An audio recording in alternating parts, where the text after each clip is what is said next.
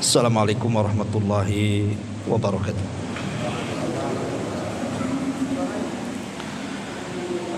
Alhamdulillah wassalatu wassalamu ala Rasulillah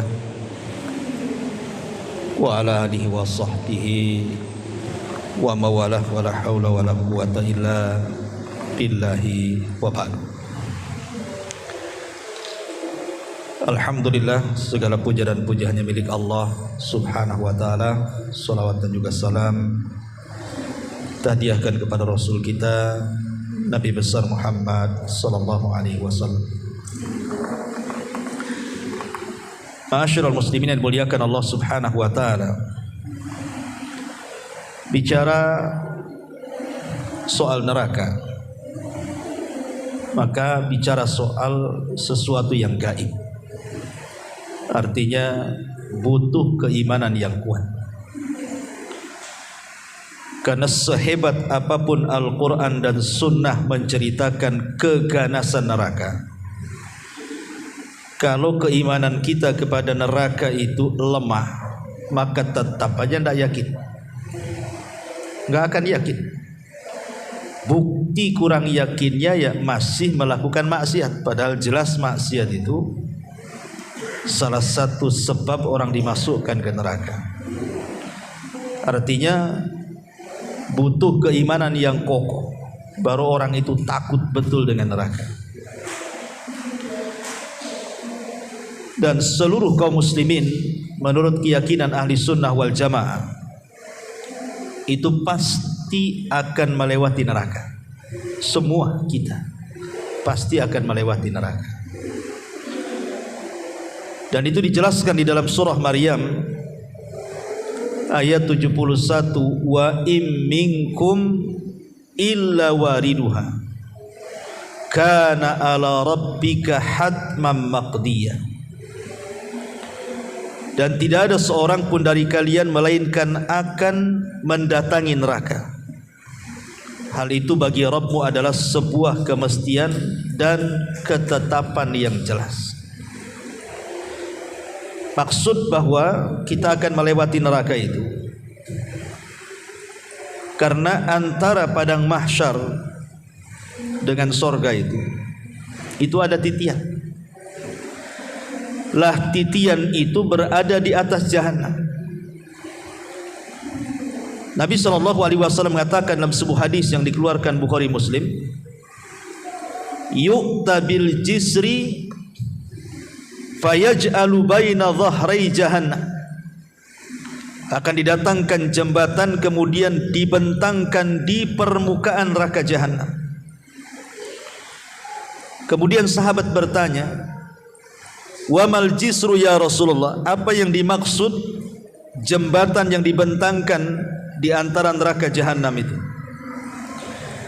Maka Rasul mengatakan, madhadatun mazillatun alaihi khatatifu wa kalalib wa hasakah laha syaukatun ukaifa takunu bin najdi yuqalu laha sa'dan, kata Rasul.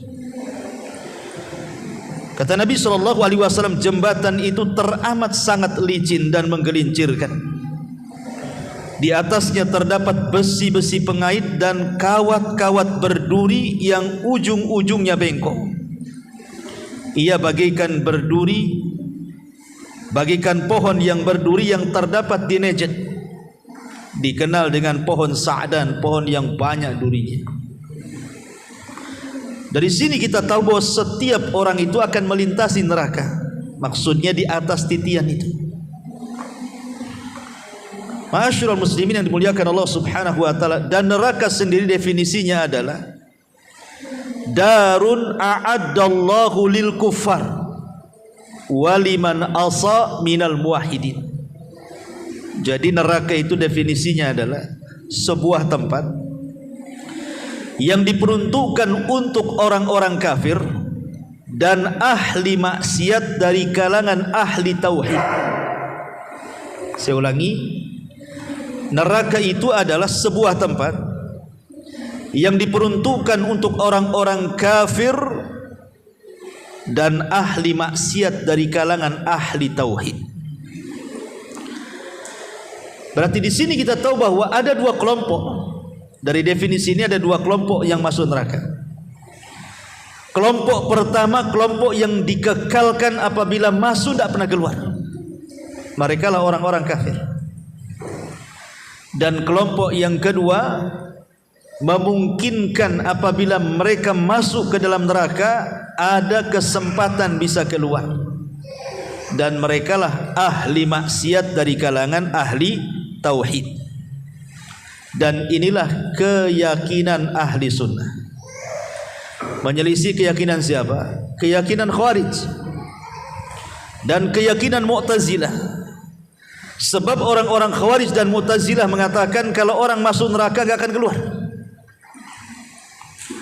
Jadi orang-orang Khawarij mengatakan kalau orang masuk neraka dipastikan gak akan mungkin keluar lagi.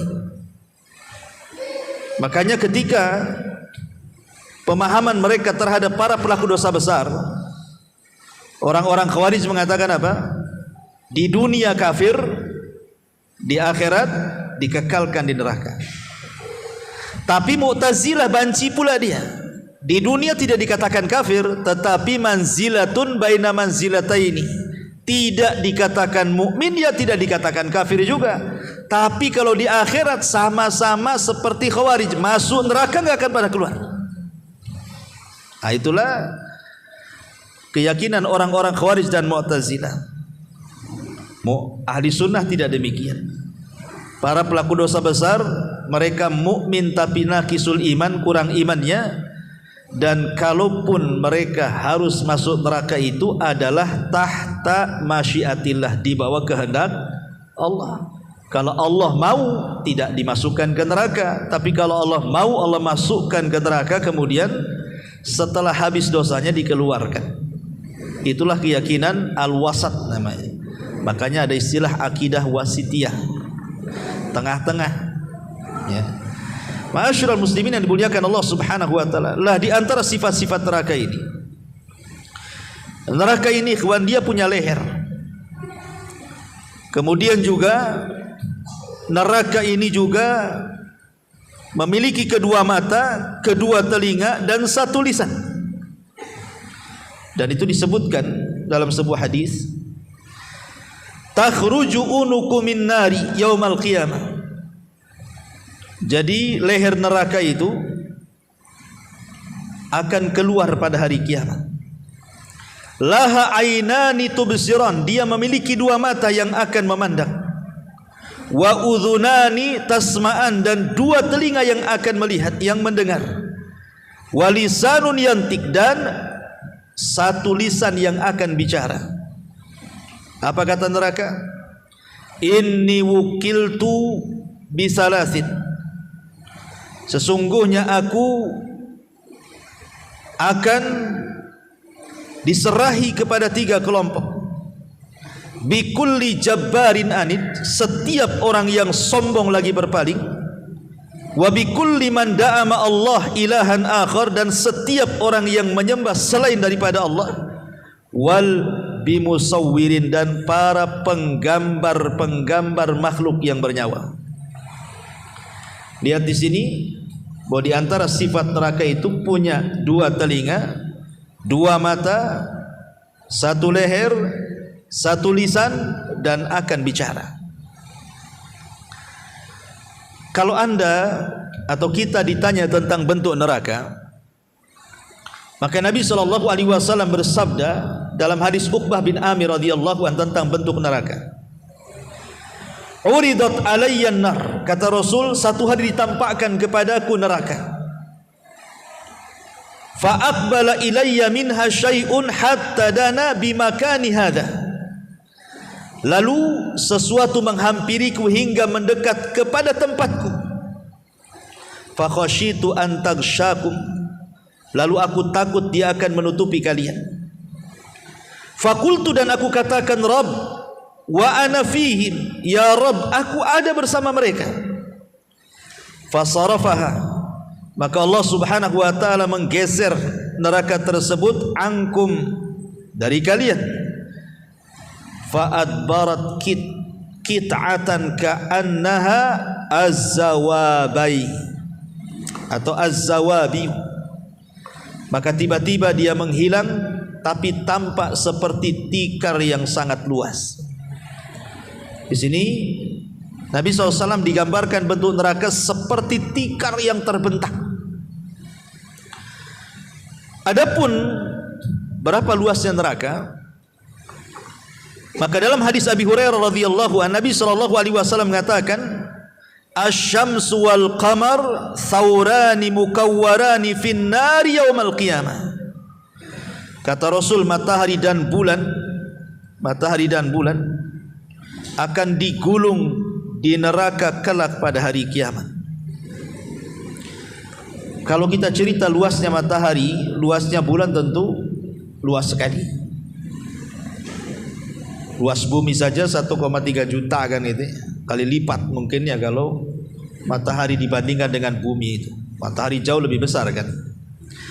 Lah matahari dengan bulan yang sebesar itu, yang matahari saja 1,3 juta lipatan lebih gitu ya, dengan bumi itu dimasukkan ke dalam neraka. Bagaimana nerakanya gitu maksudnya. Kalau ada yang bertanya, apa salahnya matahari dan bulan? Kenapa pula dimasukkan ke dalam neraka?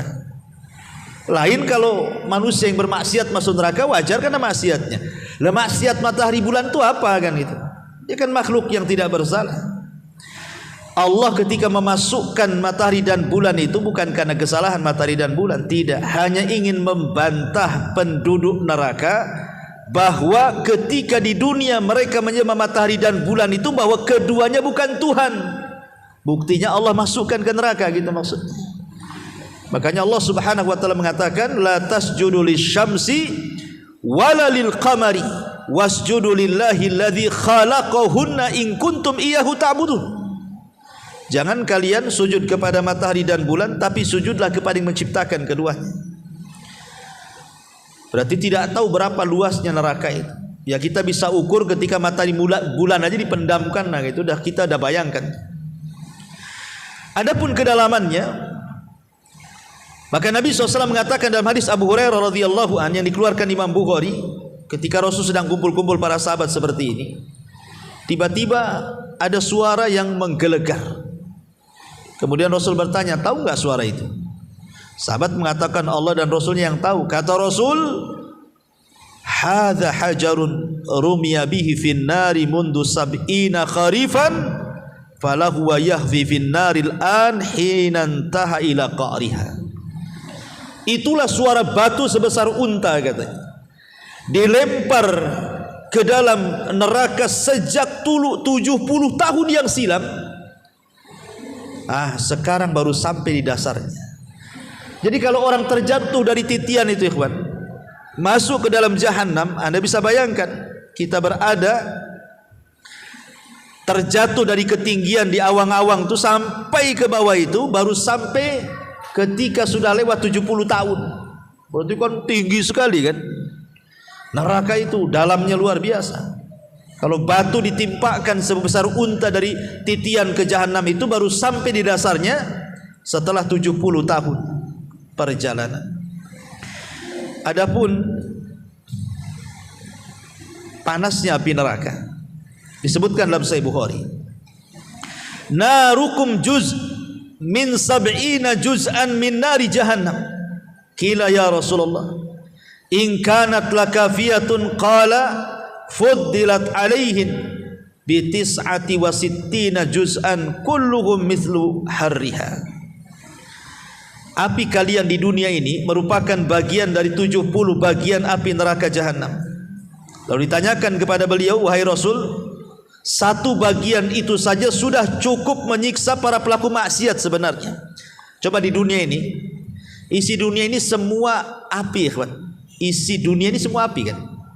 Di bawah lautan ada gas api, ya kan. Di bawah tanah ini ada api semua, ada burkan, ada larva, ada macam-macam kan.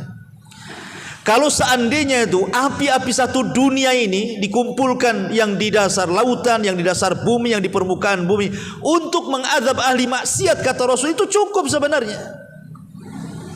Padahal itu baru satu bagian dari 70 bagian kan. Kemudian kata Nabi SAW, ditambahkan atasnya dengan 69 kali lipat yang sama panasnya. Sepanas apa itu api neraka? Ma'asyiral muslimin yang dimuliakan Allah Azza wa Jalla. Adapun atapnya, atap neraka, maka disebutkan dalam surah Waqiah, wa dhillum miyahmum la barid wala karim. Dan naungan atap neraka itu adalah asap yang hitam, tidak sejuk dan tidak menyenangkan. Jadi pelaponnya bahasa kita itu adalah asap-asap yang sangat hitam. Jadi orang kalau masuk neraka udah nggak tampak lagi karena sudah banyak asap-asap yang hitam, dan itu juga disebutkan dalam surah Al-Mursalat. Adapun hawanya, angin neraka, maka disebutkan dalam surah Al-Waqiah, fi samumin wahamin. Mereka dalam siksaan angin yang sangat panas dan air yang sangat mendidih. Adapun bahan bakarnya, maka Allah mengatakan dalam surah Al-Baqarah 24, wa quduhan nas wal hijarah. Bahan bakarnya manusia dan bebatuan. Adapun kengeriannya, Allah katakan dalam surah Mursalat 32, innaha tarmi bisyararin kal kausar. Sungguh neraka itu menyempurkan bunga api sebesar dan setinggi-tinggi istana. Adapun suaranya, maka disebutkan dalam surah Al-Furqan 12, idza ra'atkum mim makanin ba'id sami'u laha taghayyudan wa zafira. Apabila neraka melihat mereka dari tempat yang jauh, mereka mendengar suara yang mengguntur dan menggemuruh karena kemarahannya. Adapun para penjaganya, neraka akan dijaga oleh para malaikat yang bersab-sab. Tidak ada yang bisa keluar dari api neraka. Kullama aradu an yakhruju minha u'idu fiha. Setiap orang ingin kabur dari neraka, dihalau dimasukkan lagi, dihalau dimasukkan lagi. Adapun pintu-pintunya, maka neraka memiliki 7 pintu sebagaimana disebutkan dalam surah Al-Hijr, dan siksaan yang paling ringan sebagaimana disebutkan dalam Sahih Bukhari, inna ahwana ahlin nar adzaban yaumal qiyamah la rajulun tudau fi ahmasi qadamaihi jamratan yagli min huma dimagu. Sesungguhnya seringan-ringan siksa ahli neraka pada hari kiamat orang yang diletakkan bara api di bawah tumitnya namun mampu mendidihkan kepalanya. Naudzubillah. Ini gambaran neraka ya, tidak mungkin saya jelaskan, nanti habis waktunya. Kita masuk sekarang, kalau kita sudah tahu ngerinya seperti itu neraka. Makanya kenapa orang-orang yang berhasil keluar dari neraka dan masuk ke dalam sorga itu sebuah keberuntungan dalam Quran. Faman zuhziya 'anil nar wa udkhilal jannah faqad faz. Siapapun yang dikeluarkan dari neraka dimasukkan ke dalam sorga, itulah keberuntungan yang luar biasa. Dan semua kita senantiasa berlindung dalam setiap solat kita kan. Di akhir tasyahud kita disuruh berlindung dari jahannam kan. Allahumma inni a'udzubika min adzabi jahannam wa min adzabil qabri wa min fitnatil mahya wal mamat wa min syarri fitnati masihid dajjal. Setiap solat kita berlindung dari jahannam. Karena orang yang masuk jahannam itu tidak bisa dibayangkan. Bagaimana dibayangkan? Antum kalau di dunia ya, pernah dulunya senang, pernah jaya, tiba-tiba antum kere, jatuh miskin, jatuh susah, gulung tikar, masihlah antum terbayangkan zaman-zaman sukses dulu kan? Masih nggak mungkin nggak terbayang, masih terbayang. Kadang-kadang bercerita dengan kawan itu, aduh dulu saya itu kalau gini ya sebentar aja saya bangun. Sekarang ya taulah lagi tumbang-tumbang ini kan. Itu di dunia ikhwan. Sekere apapun kalau dia pernah berhasil, masih kepikiran keberhasilannya. Tapi kalau orang dicelupkan ke neraka, blank, hilang semua memori-memori itu hilang tuh. Makanya ada hadis yang mengatakan nanti pada hari kiamat akan didatangkan satu orang yang ketika di dunia diberikan banyak nikmat, tidak pernah susah orang ini di dunia ini, tapi termasuk dari penuh neraka, dicelupkan sama Allah satu kali ke neraka. Kemudian Allah bertanya, hal marra bika min ni'amin qad, masih kebayang nikmat-nikmat bukan? Dia mengatakan tidak, wahai Rabb. Blank, hilang semua memorinya. Coba itu dicelupkan satu kali, itu gimana kalau dimasukkan di situ? Wah, makin hilang lagi otaknya. Ya. Ini menunjukkan bahwa makanya kenapa jangan coba-coba kemudian seperti orang-orang Yahudi yang mengatakan apa? Lan tamassana nar illa ayyamam ma'dudat, katanya. Kami walaupun harus masuk neraka, kata orang Yahudi, paling 40 hari katanya. Habis itu kami keluarkan neraka, masuk surga. Dia pikir betul-betul 40 hari dia dimasukkan. Itu kan klaim mereka saja. Oke lah 40 hari. Satu harinya kehidupan neraka kalau dibilang dengan kehidupan dunia itu sama dengan 1000 tahun. Kan Allah yang mengatakan inna yawman inda rabbika ka alfi sanatim mimma ta'udun. Satu hari kehidupan akhirat bila dibandingkan dengan kehidupan dunia ibarat 1000 tahun. Jadi kalau 40 hari ya kalikan saja, kan begitu. Itu kan orang Yahudi pengklaim iya kalau 40 hari loh, kalau kekal selama-lamanya. Dan itulah yang kita yakini bahwa orang-orang Yahudi kafir mereka akan dikekalkan di dalam. Masyaallah muslimin yang muliakan Allah Azza wa Jalla. Lah dari sini kita butuh amalan-amalan yang dengan amalan itu kita tidak disentuh api neraka. Yang pertama adalah at-tauhid. Dan itu disebutkan dalam Sahih Bukhari Muslim dari hadis Anas ibn Malik radhiyallahu an. Nabi sallallahu alaihi wasallam berkata kepada Muadz bin Jabal radhiyallahu an, "Ma min ahadin yashhadu an la ilaha illallah wa anna Muhammadar Rasulullah sidqan min qalbihi illa harramahu Allahu 'alan nar." Tidaklah salah seorang di antara kalian yang bersaksi bahwa tidak ada sembahan yang berhak disembah kecuali Allah dan Muhammad adalah utusan Allah jujur dalam hatinya, kecuali Allah akan haramkan neraka padanya. Kalimat jujur dalam hatinya sidqan min qalbi, ada catatan para ulama. Ya. Maksudnya begini, ikhwan. Apakah hanya semata-mata tauhid itu seseorang akan terbebas dari api neraka? Semata-mata mentauhidkan Allah. Anggaplah dia berzina, dia mencuri, dia riba, yang penting tidak datang ke dukun, yang penting tidak percaya jimat dan tangkal, yang penting tidak minta-minta ke kuburan, ke orang-orang soleh. Pokoknya saya tauhid mantap Ustaz. Ya. Tapi kalau riba masihlah kan itu. Nah, ini biasanya orang-orang yang sudah ngaji tauhid, ya kan? Orang-orang yang sudah hijrah, sudah belajar tauhid kan tidak mungkin lah antum melakukan kesyirikan kan. Takut malah kita kalau melakukan kesyirikan. Tapi kalau dosa besar masih juga nipu, masih juga gibah, masih juga bohong dan begitu seterusnya kan? Ya. Lah pertanyaannya, apakah kemudian semata-mata orang mentauhidkan Allah itu sudah mencukupkan modal dia terbebas dari api neraka dan direct masuk surga? Tidak. Karena kalimat sidqan min qalbihi maksudnya jujur dalam hatinya. Tauhid itu melahirkan iman. Dan iman itu menurut ahli sunnah adalah keyakinan yang menghujam dalam hati, kemudian diucapkan lewat lisan, diaplikasikan lewat perbuatan. Berarti kalau hanya mengucapkan la ilaha illallah walaupun dia yakin dengan tauhid, kalau lisannya belum mengaplikasikan hatinya atau perbuatannya belum mewujudkan apa yang dikatakan lisannya, berarti belum mentauhidkan Allah secara sempurna.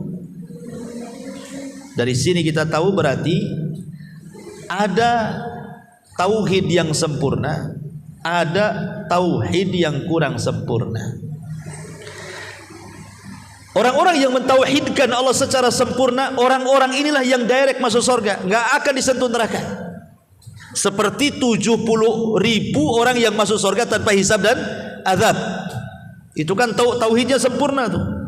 Tidak minta diruqyah, tidak minta dikai, tidak tatayur, kemudian mereka pun bertawakal kuat kepada Allah, ia direct masuk surga. Tapi ada orang-orang yang tauhidnya kurang sempurna. Lah tauhidnya kurang sempurna ini, dia bertauhid tetapi mungkin masih meninggalkan sholat, masih berzina, masih maling, masih begitu. berarti orang seperti ini belum mutlak terbebas dari api neraka. Dia masih merasakan api neraka, alias tahta masyiatillah, di bawah kehendak Allah. Kalau Allah mau ya dimasukkan langsung ke surga, tapi kalau tidak mau ya Allah membersihkan orang ini neraka baru dimasukkan ke dalam surga. Tetapi tauhid inilah penyelamat kita. Walaupun orang masuk neraka, ada kesempatan masuk surga, gitu maksudnya. Makanya dalam hadis Abi Dzar Al-Ghifari, jadi satu malam Nabi SAW berjalan di tengah kegelapan. Abi Dzar ini ngikuti dari belakang, tapi Rasul tahu ada Abi Dzar di belakang, maka dipanggil, Abi Dzar, ngapain kau ngendap-ngendap? Kata Abi Dzar, tahu Rasul, aku kira engkau tidak mau ditemani, makanya aku susul dari belakang, katanya. Maka berjalanlah Rasul dengan Abi Dzar. Duduklah kemudian dua orang ini. Kata Rasul, tunggu ya Abi Dzar, saya ingin melangkah ke sana, katanya. Akhirnya Rasul pun meninggalkan Abi Dzar. Kemudian di situ ada sebuah lembah, Rasul SAW berdiri di situ.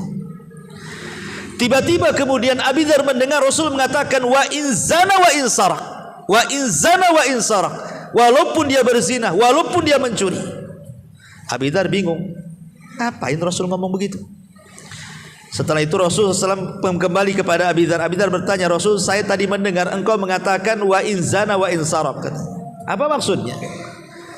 Kata Nabi SAW, tadi aku di situ, Jibril datang. Kemudian Jibril mengatakan, siapa yang mengucapkan la ilaha illallah penuh dengan kejujuran dalam hatinya, dipastikan masuk surga.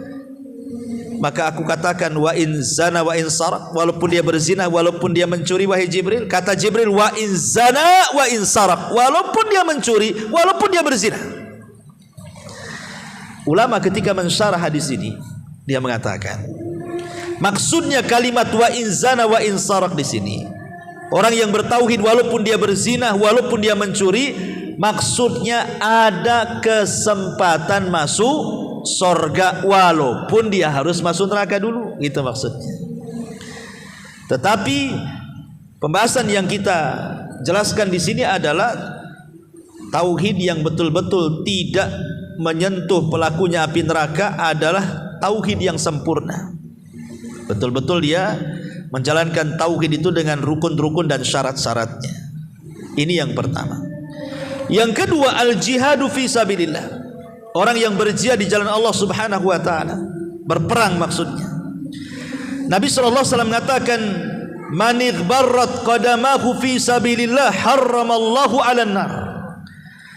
Barang siapa yang kedua kakinya penuh dengan debu karena dia berperang di jalan Allah Subhanahu wa taala, maka cukup baginya Allah haramkan neraka padanya. Ini yang kedua, tidak perlu dijelaskan. Yang kedua, kita menjelaskan yang penting-penting saja.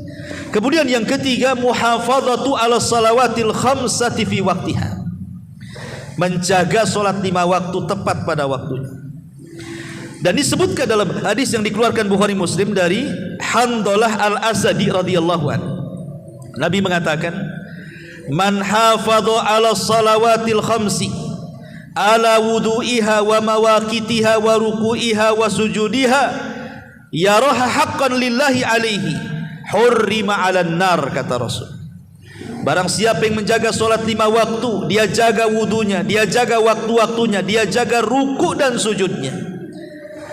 Ikhwan, kalau kita membahas masalah solat, biasanya selalu diulang-ulang kalimat ruku dan sujud. Kenapa? Karena bagian ini yang dilalaikan manusia. Biasanya orang kalau ruku cepat-cepat, sujud inginnya cepat-cepat, tapi kalau berdiri dia bisa lama-lama. Padahal diampuni orang yang sedang sholat dari dosa-dosanya itu ketika dalam 2 posisi ini. Ketika ruku, kata Rasul, tasaqatat dunubu, dosa-dosanya jatuh. Ketika sujud sama juga, dosa-dosanya jatuh. Itulah makna ketika Nabi SAW mengatakan, bagaimana pendapat kalian kalau di depan rumah kalian itu ada sungai, engkau mandi 5 kali, bukankah akan bersih? Kata sahabat, tentu ya Rasul, pasti badan kami bersih dari daki-daki dan kotoran itu. Begitulah solat 5 waktu kepada dosa-dosa kalian. Artinya solat 5 waktu itu bisa membersihkan dosa. Kapan dosa itu jatuh dalam solat? Ketika ruku dan sujud, gitu. Makanya hadis yang mengatakan ada 60 tahun orang solat tapi kok nggak diterima solatnya. Maka Rasul mengatakan karena tidak pernah lurus ketika ruku dan sujud itu, tidak tumakninah, asal-asalan ruku dan sujudnya. Makanya tidak diterima, karena dua posisi itu sebenarnya dosa-dosa kita itulah diampuni. Terjatuh tuh berguguran, berjatuhan tuh ketika antum ruku, ketika antum sujud. Makanya perhatikan tuh ketika ruku dan sujud itu, terutama kalau antum sholat sunnah sendirian kan itu, agak dilamakanlah ruku itu dan sujud itu. Karena waktu itulah dosa kita runtuh, rontok kan itu. Makanya di sini dibawa-bawa. Barang siapa yang menjaga solat 5 waktu, dia jaga wudunya, dia jaga waktu-waktunya, dia jaga ruku dan sujudnya.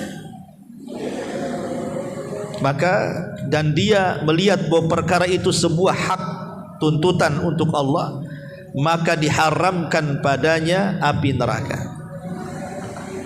Ya, apalagi anggota sujud itu ada hadis secara khusus kan, haramallahu 'alan nar an ta'kula atharas sujud.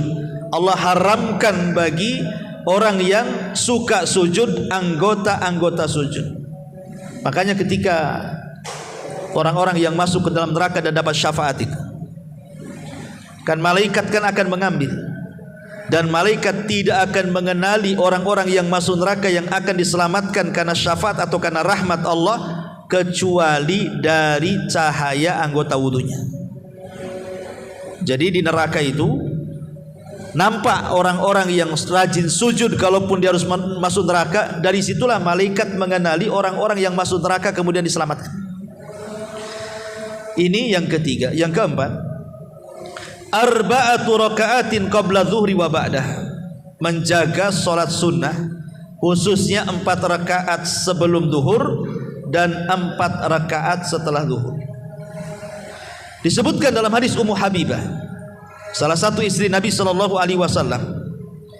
aku mendengar Nabi SAW bersabda, man hafadhu ala 4 raka'atin qabla zuhri wa 4 ba'daha harramahullahu 'alan nar. Barang siapa yang menjaga 4 rakaat sebelum zuhur dan 4 rakaat setelah zuhur, maka Allah akan haramkan dia dari api neraka. Kata Ummu Habibah, setelah aku mendengar hadis ini, maka aku tidak pernah meninggalkan 4 rakaat sebelum dan sesudah zuhur sampai mati, kata Ummu Habibah.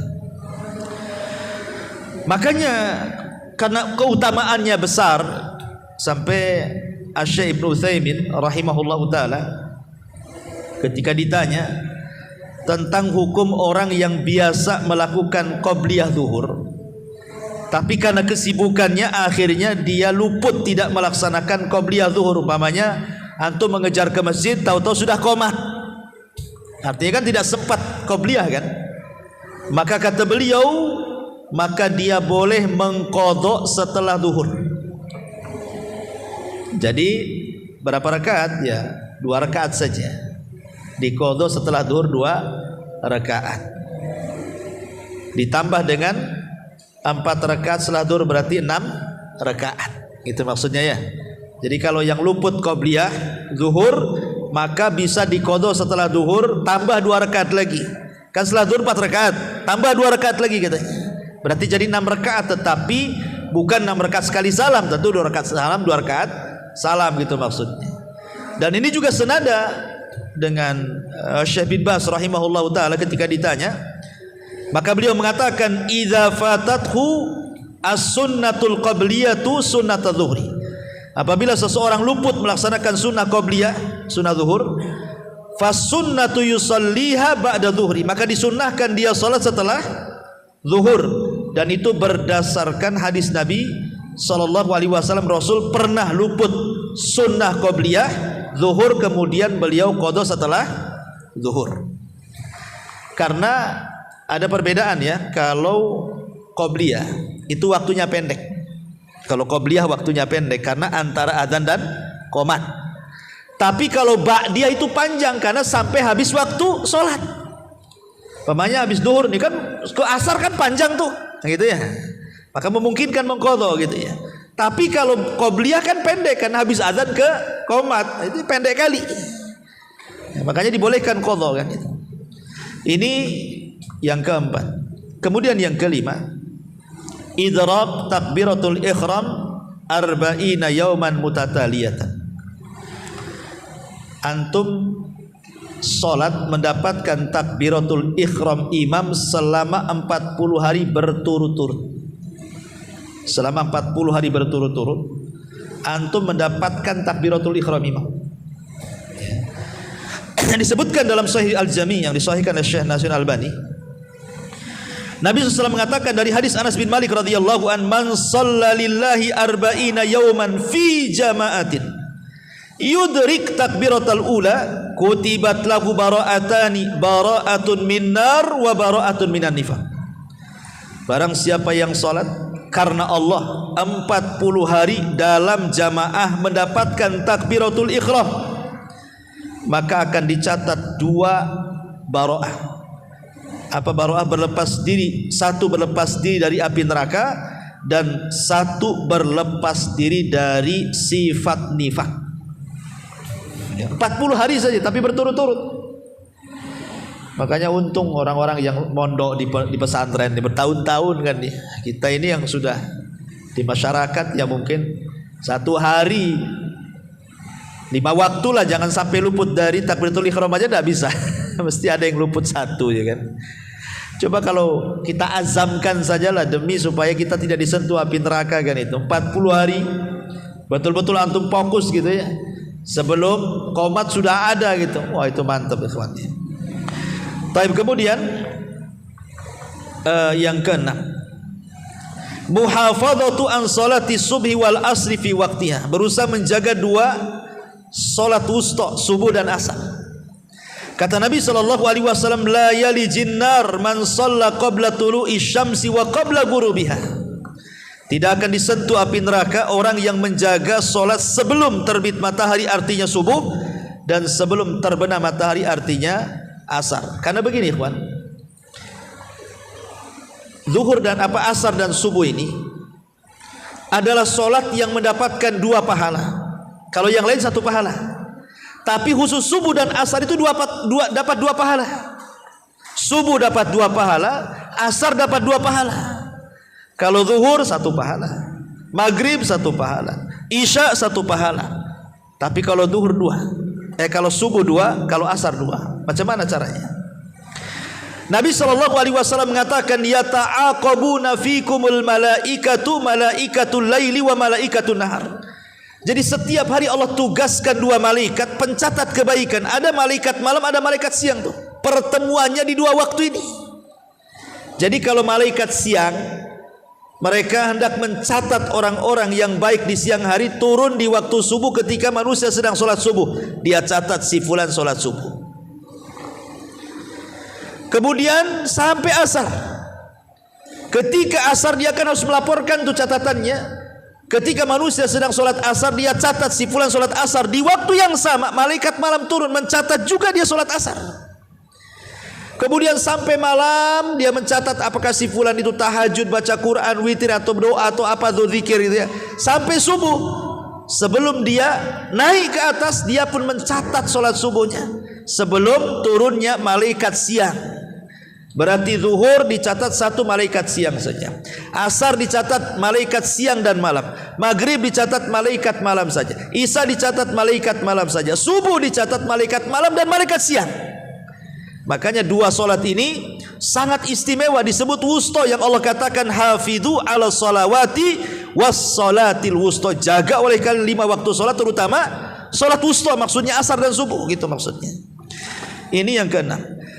Kemudian yang ke-7, ainun bakat min khasyatillah, mata yang menangis karena takut kepada Allah.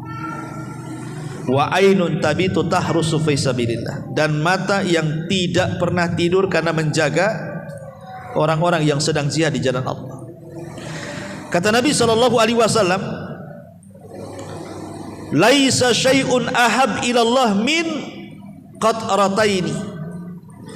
Tidak ada sesuatu yang paling dicintai Allah. Laisa syai'un ahab, tidak ada sesuatu yang paling dicintai Allah dibandingkan dua tetes air mata. Qitratun min dumu'in fi khasyatillah. Tetesan air mata saat takut kepada Allah. Wa qitratu damin tahraq fi sabilillah, dan tetesan darah yang dia teteskan saat jihad di jalan Allah Azza wa Jalla. Ma'asyiral muslimin yang dimuliakan Allah Azza wa Jalla, kalau seandainya antum terbangun malam-malam, kemudian antum wudu, kemudian tahajud, kemudian merenunglah dosa-dosa kita, takut akan mati, takut akan dosa gitu ya. Tiba-tiba antum meneteskan air mata karena takutnya. Maka tetesan air mata yang antum teteskan di waktu tidak ada orang yang tahu kecuali antum dengan Allah, itulah tetesan air mata yang akan menyelamatkan kita dari api neraka. Kata Rasul, ketika Nabi SAW bicara soal 7 kelompok yang akan mendapatkan naungan di hari yang tidak ada naungan kecuali naungan arsy Allah, salah satunya adalah rajulun dzakarallaha khalian fafadat aina. Seorang laki-laki yang mengingat Allah bersendirian antara dia dengan Allah, disitulah dia meneteskan air mata. Ini yang nomor 7. Yang nomor 8, ghaddul basar, berusaha untuk menundukkan pandangan dari yang haram. Kata Nabi sallallahu alaihi wasallam, salasatun la tara ayunuhumun nar. 3 orang yang mata-mata mereka tidak akan melihat neraka. Mata-mata mereka tidak akan melihat neraka. Ainun harasat fi sabilillah, mata yang menjaga orang-orang yang berjihad di jalan Allah. Wa ainun bakat min khasyatillah, mata orang yang menangis karena takut kepada Allah. Dan yang ketiga, ainun ghaddat an maharibillah, dan mata yang berusaha menundukkan, tidak memandang hal-hal yang diharamkan oleh Allah Subhanahu wa taala. Dan ini yang agak sulit ya, apalagi dengan dunia medsos kan, itu antum pakai handphone ya, nengok-nengok YouTube itu pula yang keluar, nengok Facebook itu pula gambarnya keluar. Agak sulit ini ya, ghaddul basar. Tapi ya minimalnya usaha lah kan. Kemudian yang nomor 9, as-sabru ala faqlil aulad, sabar kalau seandainya salah seorang di antara anak kita meninggal dunia. Karena Rasul mengatakan, la yamutu li ahadin minal muslimina thalathatun minal walad fatamassahun nar illa tahillatal qasami. Apabila seseorang meninggal anak dari 3 anaknya, maka dia tidak akan disentuh api neraka kecuali hanya lewat saja di titian itu. Ya memang semua orang akan melewati titian kan, tapi dia tidak akan disentuh api neraka kalau dia sabar. Kalau anaknya sabar, karena salah satu kesabaran tingkat tinggi dalam musibah itu apabila si buah hati itu meninggal dunia. Kalau orang tua meninggal dunia ya musibah juga, tetapi kan paling beberapa hari sudah hilang sedihnya kan. Kalau istri antum meninggal, memang itu yang mau dimaukan antum biar bisa kawin lagi kan. Begitu juga suami kalau meninggal, itu yang anda doakan, kapan suami meninggal, zalim kali dia sama saya gitu.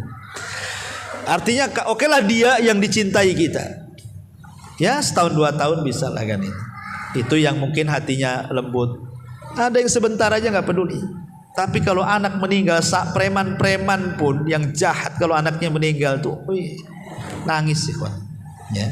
Makanya karena musibah meninggal anak itu luar biasa, dan ini pernah dialami Nabi.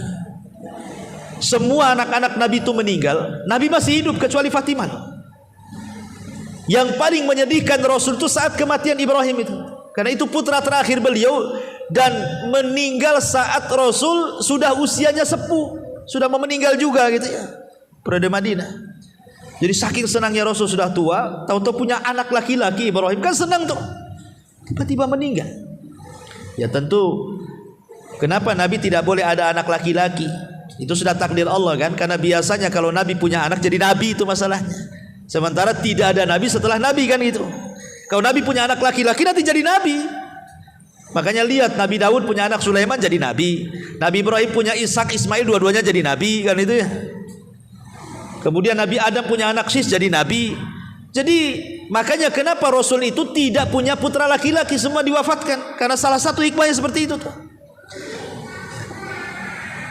Kemudian yang kedua, dikhawatirkan hulu ekstrim nantinya. Sama cucunya Nabi aja dari Fatimah itu orang sampai nyembah orang-orang Syiah itu sama Hasan Husain kan. Apalagi anak Nabi lagi kan gitu. Maka disembah lagi lah. Jadi Nabi SAW saat kematian Ibrahim itu sedih mendalam sampai dia nangis 3 hari. Abdurrahman ibn Auf ini bertanya kepada Rasul, engkau kan yang melarang niyah, tidak boleh menangis ketika kematian. Kata Rasulullah, ya Abdurrahman, ini tangisan rahmat bukan niyah. Bagaimana aku tidak nangis, kata Rasul. Innal aina latadma wa innal qalba latahzan wa inna bi firaqika ya Ibrahim lamahzunun. Yang namanya mata itu bisa meneteskan air mata, wahai Abdurrahman. Namanya hati itu bisa terenyuh dengan kematian Ibrahim. Dan perpisahan aku dengan Ibrahim itu memang cukup melelahkan, menyesakkan dada. Ini air mata rahmat. Tidak apa-apa, bapak sayang dengan anak, wajar kan itu. Jadi yang dibolehkan nangis itu maksudnya nangis karena sayang, bukan menolak takdir gitu ya. Kenapa anak satu-satunya kok ambil pula ya Allah? Nanti siapa yang warisi warisan saya itu? Menolak takdir itu. Nanti kalau sudah besar siapa yang merawat saya? Kalau sudah tua saya nggak punya anak, Allah yang merawat insya Allah ya. Kemudian yang nomor 10, al-insan al-hayyin layyin sahtobah. Orang yang mudah, lembut, memudahkan orang, tidak mempersulit orang. Orang yang menyederhanakan masalah, mungkin begitu bahasanya. Kan ada orang yang membesarkan masalah kecil jadi besar, ada yang menyederhanakan masalah besar jadi kecil gitu. Orang yang mudah sama orang itu mudah sekali. Sering ngasih udzur, ya sudah. Disakiti ya saya maafkan. Ya kalau jadi jualan hanya gara-gara kembali 1000 ya nggak apa-apa, ambil aja kan itu. Mudah. Jangan gara-gara 1000 penjual itu nyari satu keliling pasar gara-gara antum beli 1 jam dia baru dapat, gak laku lah jualannya. Itu namanya mempersulit pedagang ya. Kata Nabi SAW, ala ukhbirukum biman yahrumu 'alan nar, maukah aku kabarkan orang yang diharamkan neraka padanya? Maka kata Rasulullah, kullu qaribin hayyinin sahlin. Orang yang dekat, orangnya mudah, orangnya supel, orangnya sederhana, itulah mereka salah satu sifat orang-orang yang tidak disentuh api neraka.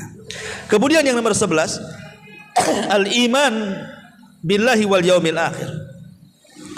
Orang yang kuat keimanannya dengan Allah dan hari akhir, kuat keimanannya dengan kematian, dan itu juga disebutkan di dalam Quran. Allah Subhanahu wa taala mengatakan, alladzina yaquluna rabbana innana amanna faghfir lana dzunubana wa qina adzabannar. Ila akhiril ayat. Kemudian yang nomor 12, menjaga rawatib. Ya, menjaga sunnah rawatib. Berapa sunnah rawatib? 12. 12 ini 2 rakaat sebelum subuh, 4 rakaat sebelum zuhur, sudah 6. Ya, kemudian 2 rakaat setelah zuhur, 8. 2 rakaat setelah maghrib, 10, ya kan? Kemudian 2 rakaat setelah isya, berarti 12. Tapi ada yang berpendapat 10 dengan mengurangi 4 rakaat sebelum zuhur. Bagi yang mengatakan 2 rakaat setelah zuhur, sebelum zuhur berarti 10 rakaat. Bagi yang mengatakan sebelum zuhur 4 rakaat berarti 12 rakaat. Itu khilafnya. Jadi rawatib itu ada yang berpendapat 10 rakaat, ada yang berpendapat 12 rakaat. Dari mana khilafnya? Dari sholat rawatib qobliyah duhur. Bagi yang 10 berarti sebelum duhur 2 rakaat gitu ya. Bagi yang 12 berarti sebelum duhur 4 rakaat. Di situ perbedaannya. Dan Nabi mengatakan, man shalla fi yaumin itsnatai asyrata rak'atan haramallahu lahmahu 'anin nar. Barang siapa yang sholat dalam satu hari 12 rakaat, Allah haramkan dagingnya dari api neraka. Kemudian yang nomor 13, as-saum. Orang yang merutinkan puasa, puasa sunnah, Senin Kamis, puasa Daud, Ayamul Bid, puasa sunnah lah. Nabi SAW mengatakan dalam hadis Muslim, man shoma yauman fi sabilillah ba'adallahu wajhahu anir sab'ina kharifah. Barang siapa yang berpuasa satu hari saja karena Allah, maka Allah akan jauhkan wajahnya dari api neraka 70 tahun. Ada yang mengatakan 70 musim. Ini yang nomor 13. Yang nomor 14, as-sahar fi sabilillah. Begadang karena di jalan Allah, seperti antum berthalabul ilmi, antum baca buku di malam hari gak tidur gitu ya. Ataupun antum dengerin YouTube kajian sampai gak tidur. Ya, memang betul-betul tidak tidurnya itu karena dengar kajian, karena mencari ilmu, begitu maksudnya. Bukan karena nggak bisa tidur, karena mikir utang, bukan itu. Ya, maksudnya ya betul-betul antum menyengajakan malam-malam tidak tidur itu untuk murojaah. Ya, maka itu namanya as-sar fi sabilillah ya. Kata Nabi SAW, hurrimat ainun 'alan nar sahirat fi sabilillah. Diharamkan mata-mata dari api neraka orang yang terjaga karena di jalan Allah Subhanahu wa taala. Karena dan di jalan Allah salah satunya thalabul ilmi. Kemudian yang 15, zikrullah wa tauhiduhu indal maut. Senantiasa banyak berzikir dan dia bisa mengucapkan tauhid ketika kematiannya. Sebutkan dalam hadis yang dikeluarkan Imam Ibnu Majah dari Abi Sa'id Al-Khudri, Nabi SAW mengatakan, idza qala al-abdu, apabila seorang hamba berkata, la ilaha illallah wallahu akbar, yaqulullahu azza wa jalla sadaqa abdi la ilaha illa ana wa ana akbar.